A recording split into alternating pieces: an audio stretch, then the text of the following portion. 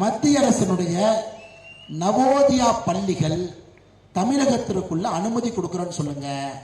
100 பள்ளிகளை ஒரு வாரத்தில் கொண்டு வந்து நிறுத்துகின்றோம். ஒரு வாரம் போட்டி வச்சுக்கணும்.